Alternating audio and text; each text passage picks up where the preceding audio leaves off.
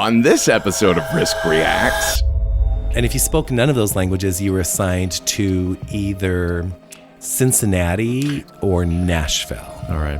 I get the feeling that you wanted to live on the coast. You have to speak German. This is your bilingual certification. I was like, can we work something out? I cannot live in Cincinnati.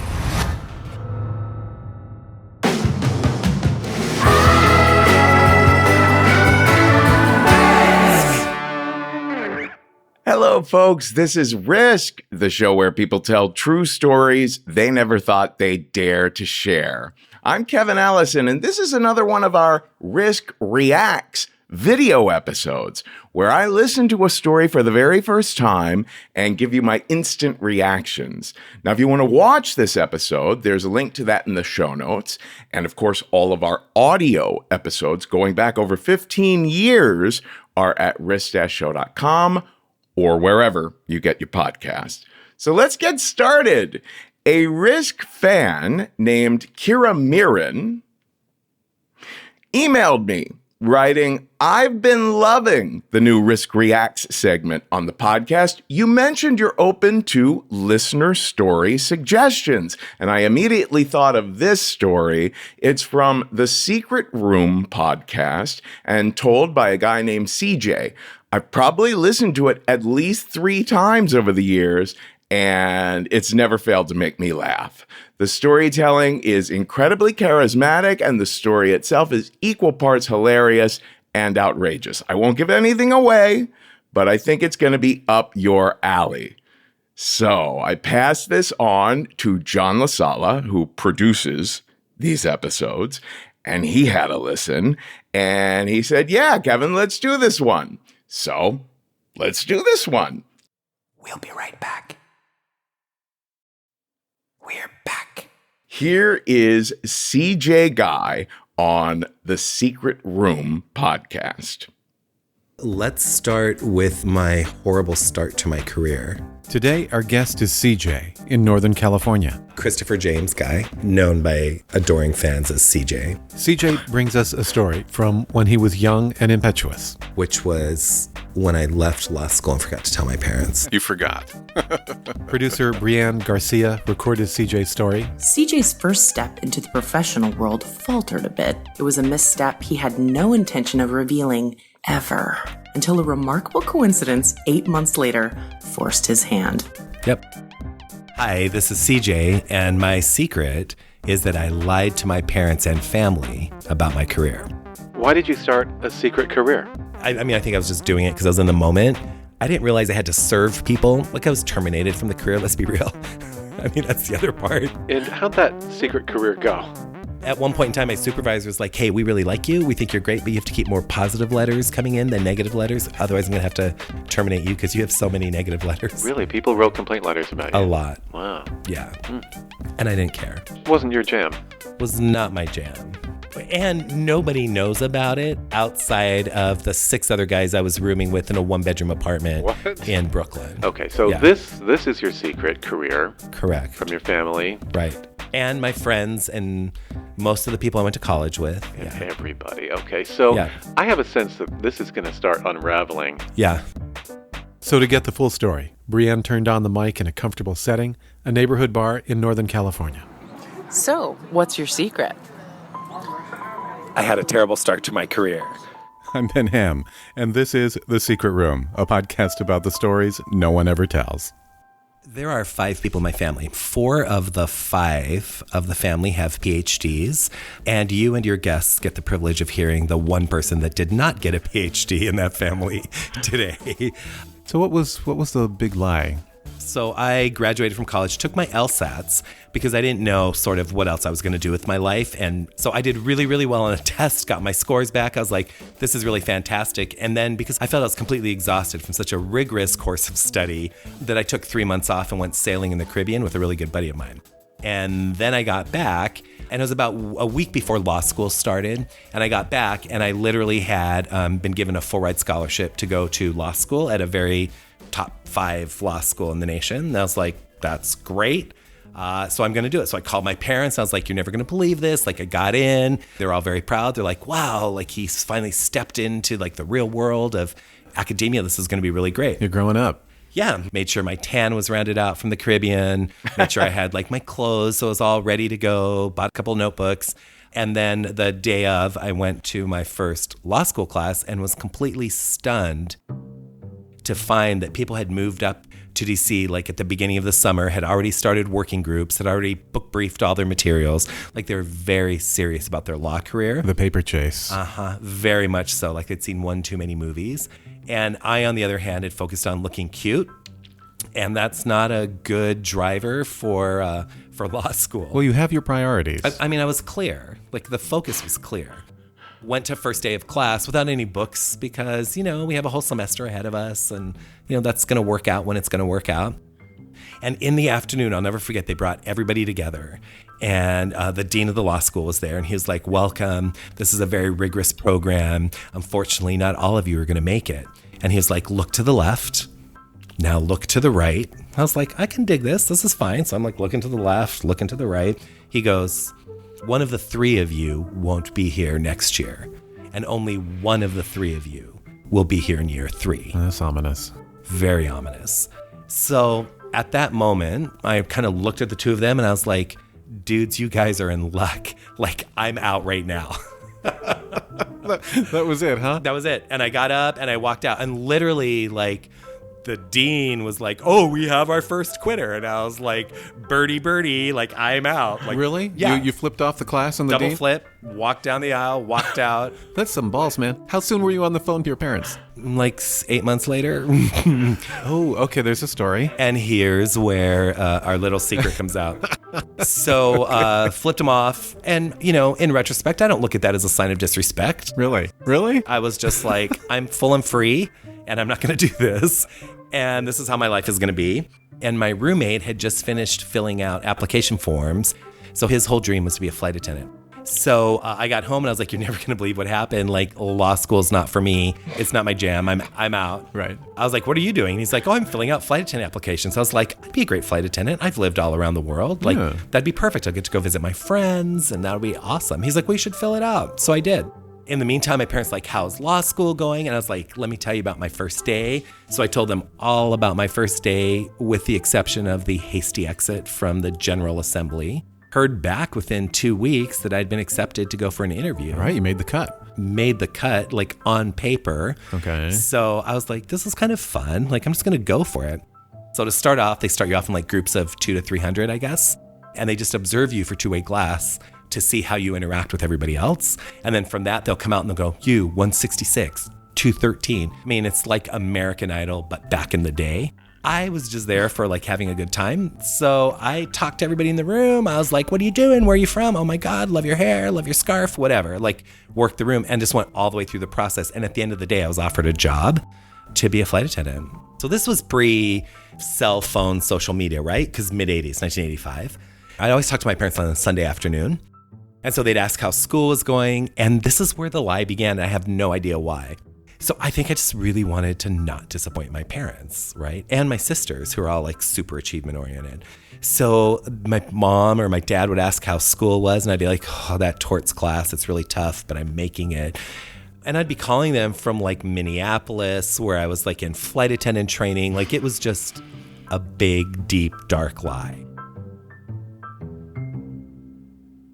Did it occur to you at any time that, you know, this was going to come out at some point? You're not going to become a lawyer. No. You know, there's going to be holes in your story. I mean, I knew that would happen eventually, but I thought, oh, I'll just like join the Peace Corps and go to, you know, Indonesia and hand out rice and I'll be good.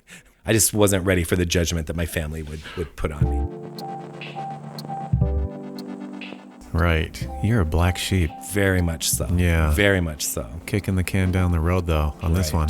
Okay, so you're busy, you know, flying around the world, calling with updates on your law classes. So here's how it worked. So sort of one lie begets another lie, right? This is where sort of it all starts going downhill. The last week, they were assigning out sort of what bases you would go to. So for example, if you spoke any of the Asian languages, you'd be assigned to the West Coast, either LA or Seattle. If you spoke any European languages, you'd be assigned to like New York. And if you spoke none of those languages, you were assigned to either Cincinnati or Nashville. All right. I get the feeling that you wanted to live on the coast, a coast. Yes. So I said I was fluent in German. Okay, but you're not. No. I had watched Hogan's Heroes, and that was about the limit. Hey, good show. They don't speak German on that show, though. But No, but that was the German that I knew. But there's going to be a test or something. There was a test. Yeah. So my roommate, who was somewhat fluent in French, he had gotten through the process as well. And I was like, well, what do you think? Should I speak German or Italian? He's like, they literally have a fluency test. And I was like, yeah, I know, but what do you think? German or Italian? He was like, I don't know, German. I was like, great, I'm just going to put that down because I don't want to live it was Cincinnati or Indianapolis. I was like, I don't want to live there. I can't do it. Clearly I'm way too international for those cities. Clearly. I would be sweating up a storm. I'm about to walk into a German fluency test, right, and I don't know a word. But the whole thing was kind of a lark to me anyways, because I was like, I'm a flight attendant. How hard can it be? You've got a plan. I can tell. So I went in, and there's a woman there. I'm going to call her Greta. I have no idea what her name was. I walked in, and she was sitting there, blonde woman, older, probably I would say late 50s. I was 21, so anybody over 30 is 80. I didn't have a good judge for it when I look back on it. But I was immediately fascinated by her hair, because when I walked in, she was scratching her head with a pencil and none of her hair was moving. And I was like, oh my God, how do you do that with your hair? And she was like, Guten Abend, meinen. And I was like, Guten Abend, meinen Damen. I didn't, I knew that word. And she was like, blah, blah, blah, blah, blah. And I was like, mm-hmm. I was like, da. And so then was she buying it? I mean, she was there. I was like, da must have been a good answer. Okay. And then she was like, blah, blah, blah, blah, blah. And I was like, uh-huh. I was like, I don't speak German and I cannot live in Cincinnati. Okay, great. Put your cards on the table. And she was like, you have to speak German. This is your bilingual certification. I was like, can we work something out? I cannot live in Cincinnati. And so she was like, no. And I was like, here's the deal. Let me read the landing card. If I can read the landing card and do it perfect with no accent, then nobody will ever know. And she's like, it's my job. I was like, I'll say I bumped my head and forgot my languages. I will never, ever pin it on you. Just let me read the landing card. And I think she was intrigued and a little bored. So she had a landing card there because that was part of the test. And so she was like, Guten Abend, meinen Damen und Herren. Nach, whatever. So I was like, you read it first. So she read it first. And then I was like, great. And I did it. And I repeated it back. So my dad speaks German. So I'd heard him when he spoke it. And I just was very Hogan's Heroes about it when I read it. And she was stunned. She was like, wow, that was really good. I was like, are you going to pass me? And she was like, I don't know if I can. I was like, come on, look at me. I can't live in Cincinnati. I can't fly domestic. She said, you're way too international, CJ. Right. And I was like, I did it. I turned it on. Anyway, she ended up passing me. Good Lord. Uh-huh. Wow. I get the feeling you can talk yourself through most things. I think so. Yeah. I mean, that would certainly prove it. It's a talent. Yeah, it's a talent. So I got my international certification and I moved to New York with my friend Dan and I started flying internationally. Wow. And so, when you get on a plane going somewhere, doesn't the crew or the captain or somebody expect you to be able to speak German? They know what your competencies are. Right. So certainly there was an expectation that I would be. Yeah. Right. Okay. But it didn't seem to matter to anybody. No, I'd be like, German is for the passengers. Okay, good. Okay, great. Got it all worked out. Uh-huh. Okay. Yeah. And then I'd be a lot of coffee order té. And that was pretty much it. If they said anything else, I'd be like, Okay. One moment. Great. I mean, I worked it out. It's not that hard. It's not like I had to yell fire, fire, escape, escape in German. We had safe flights. It wasn't a big deal. Thank goodness for that. Yeah, there could have been a problem. Could have been. Okay, so you're busy, in your new career. To recap, I'm wearing polyester, gray, and maroon, and I'm getting paid $11,400 a year, not counting $60 a month for uniform. You have to sort of buy back your uniform. I didn't realize that I had to serve people. I thought I'll just fly around and visit my friends that are all over the world. You had flown before. So many times. And you had seen that flight attendants were the people that brought you your meal and whatnot. Yeah, I was cool with that. I just wasn't willing to do anything much more than that. I see, all right. Do you know what I mean? When people were like, can you heat this milk for my baby? I was like, did you not think about that before? Well, even if they had thought of it before, wouldn't it have gotten cold by the time you got over the Atlantic? I don't have a servant's heart. I have a sense that this is going to start unraveling. Yeah. Can you take me to that point? Yeah, it was a sad day in CJ's history, for sure. Okay. I was in London, looking very snappy, had just finished a flight. In your maroon and burgundy polyester outfit, going through London's Heathrow terminal, and all of a sudden, out of the background, I hear, CJ? Oh. CJ? And I'm like, And I turn around, and it was my older sister. Oh my God. Uh-huh. Wow. She thinks you're in law school. She knows I'm in law school. She knows you're in law school. I've been providing weekly updates for the past 8 months. Okay, so she sees you in your uniform. Was your first instinct just to run? So my first instinct, which was sheer survival, was my family had this little thing that my sisters and I would play. We truly believed that we had an identical twin that grew up someplace else in the world. Like, we just believed that. Okay. And so I always knew that my identical twin had grown up in France and was from Paris. And so when she called my name, I turned around and I was like, Madame. That's the first thing I went to. Sheer panic, slight diarrhea, and went right into French.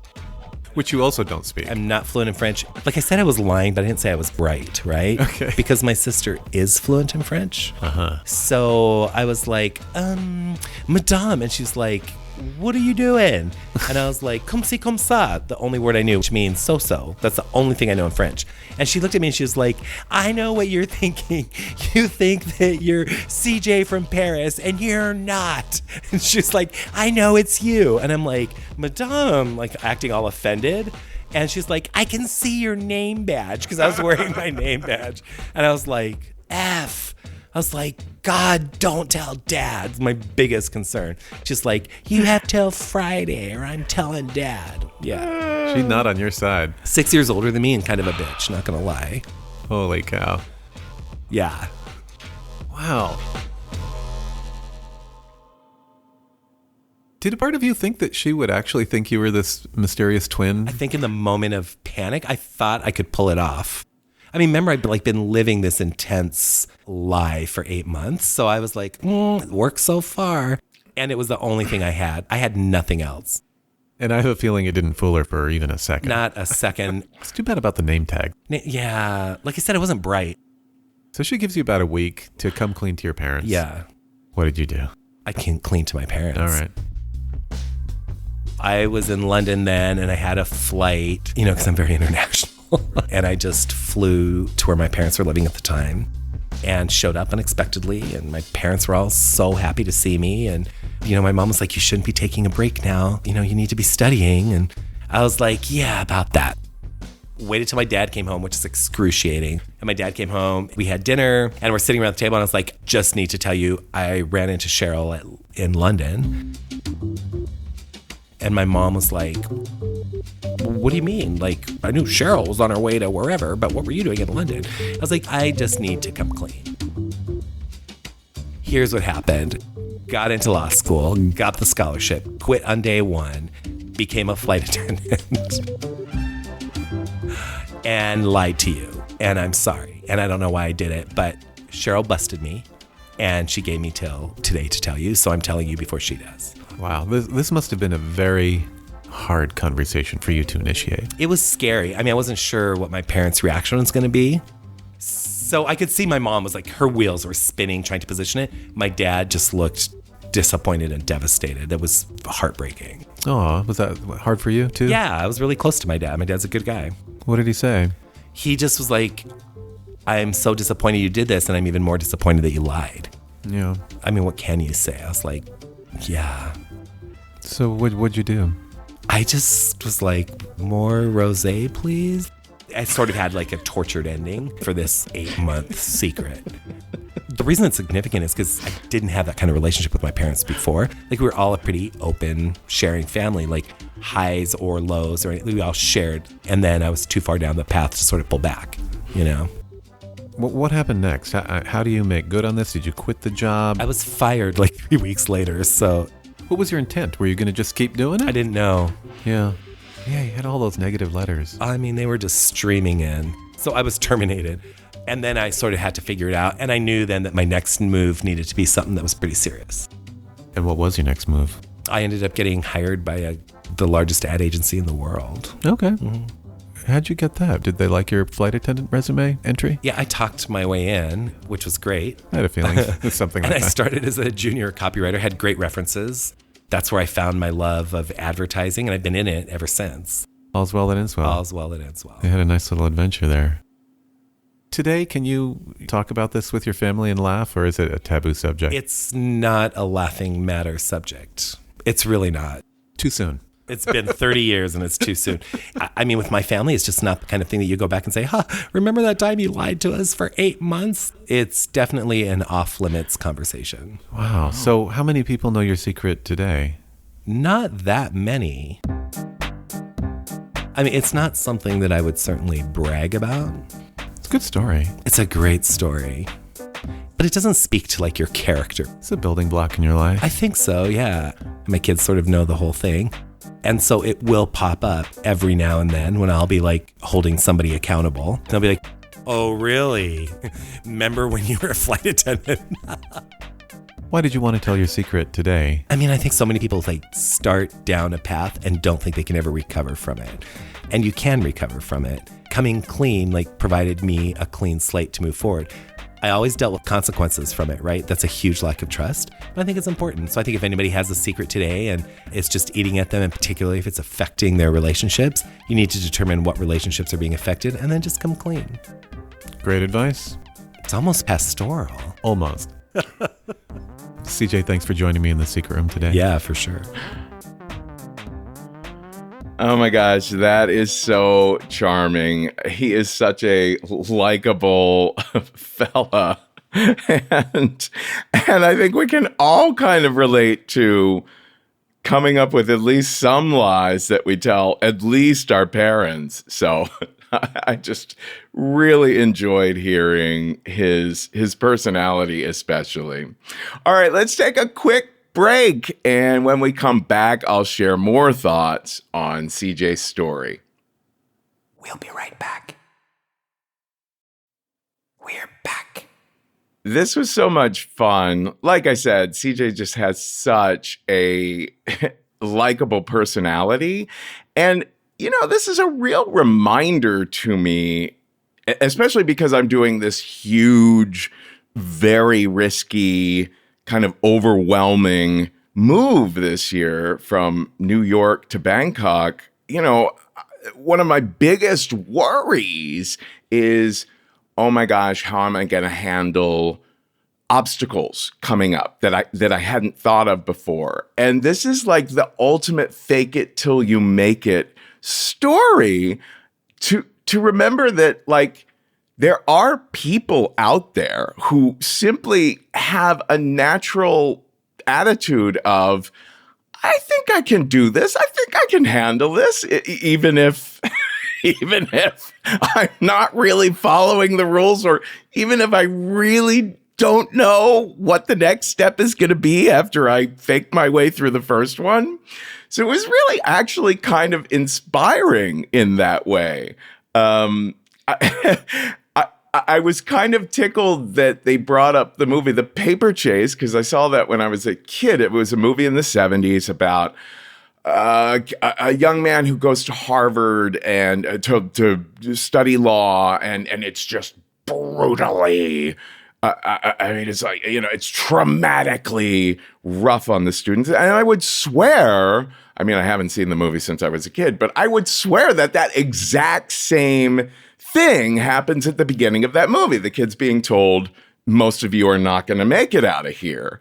But I just love the insanity of him not just getting up, like him just like ending the paper chase right there, getting up and flipping everyone the fucking bird. What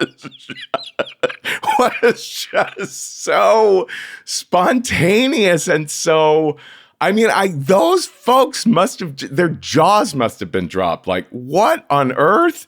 So I just thought that was so fun. I love I think everyone who knows me knows that I love and cherish the idea of marching to the beat of your own drummer, right? Of finding your way, and you just have to constantly be battling with the fact that you're going to get major pushback, and you yourself are going to have to deal with all sorts of pushback in your own psyche of, what the hell do I think I'm doing? Am I crazy? Is everyone else right and I'm wrong? All of that. And so, despite the fact that what he did was kind of lunatic, I also kind of feel like it was also probably a growing thing for him. I think that he probably kind of learned some things about his flexibility, adaptability, ability to improvise, all of those things. It reminded me of that fella, Frank Abernathy or whatever, who was just constantly faking his way into one career after another. And I like that CJ and Ben acknowledged he had a talent for talking. And I think that really is a skill that, we work with that in our own workshops or our What's Your Story social events. And it's more important now more than ever, now that people are spending so much time not in person with other people, but like isolated behind screens, that you really can win people over by being yourself, sometimes being almost seems like you might be shooting yourself in the foot, but sometimes being really honest is just so winning with people. Like, I love the German testing woman who was like, okay, like she liked him. It's similar to the story that I tell about faking a drug test in order to get a job once, and my boss catching me in the lie and just deciding, yeah, but I like you, so let's give it a shot. Sometimes things just work that way. Some of his expressions, the way he says things like, I just don't have a servant's heart. Like, what? And it's such a crazy moment of trying to fake out his sister with, Madame, and while she's pointing out, I see your name tag, is just so outrageous. I also, like I was saying before, I think all of us have, especially around college, around college is when you start to learn there are things I can be honest with my parents about what's going on in my life away from home. And there are things I'm just going to have to completely fictionalize. I think I can say this on the podcast, but my mom is very invested in, because I'm moving to Bangkok, in the idea of me really connecting with a Roman Catholic church over there, and finding myself a good priest mentor to continue working on my relationship with Catholicism and all that sort of thing. And the actual truth is I don't have a relationship with Catholicism anymore, and haven't for decades, right? I kind of assure her that, I'm really looking forward to my close friendship with, I don't know, some Jesuit over in Bangkok. Sometimes you just it's the Huckleberry Finn thing. You start one lie and then you're like, oh boy, yeah, I got to keep this going. And in my case, it's for decades, right? But it is a real reminder to me, like I said before, not to shut down, especially not to shut down in advance about obstacles arising. Oh my God, now I can't get this visa, or oh, wait, I don't understand. I messed up understanding how to set up this banking thing or this taxes thing or this health insurance thing. That's what I'm most worried about in this big move coming up. But I have to remember, like so many people that I've talked to who have made a big move like this say, oh, yeah. Like there's going to be so many moments of being like, oh my God, I can't handle this. And then catching your breath and being like, no, I can adapt. I can figure out a way. And I just loved CJ's spirit of that, of being, I mean, obviously he could have thought things through better, but it's also true that in life there are things that you can't prepare for and that you are going to have to improvise and fake it till you make it, almost no matter what, no matter how closely you're even trying to follow the rules. So I just really appreciated his spirit and got a huge kick out of the whole thing. I wish that his family could joke about this now. I feel like this is the kind of thing that my family would be joking about all these years later. But kudos to him for sharing it. And it was so entertaining to go through that little journey. So thank you to CJ for sharing your story. And thank you to The Secret Room for sharing CJ with us. When we reached out to Ben Ham, the host of The Secret Room, he said he was a big fan of Risk. And, I can see why. There's a lot that's simpatico. They have the tagline, a podcast about the stories no one ever tells. That's very much, feels like a cousin to Risk.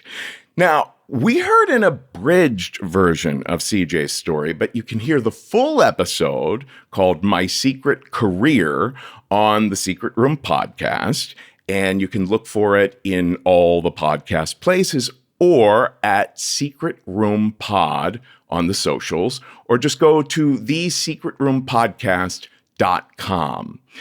So thank you for listening along with me, and let us know what you think about these Risk Reacts episodes. You can find the whole series at risk-show.com/riskreacts. And if you have heard an amazing story on some other podcast, and just like Kyrah Mirren thought, oh, hey, I think Kevin Allison would really enjoy hearing this one, then you know what you got to do. Just leave a comment about it on this video or on the episode page on our website, or you can just at me on social media, but don't spoil the story itself. You can let us know who the storyteller is and what podcast it's on, but let the rest be a surprise. You can always find us on social media, including YouTube, at Risk Show, and always on our website, risk-show.com. Folks, today's the day. Take a risk.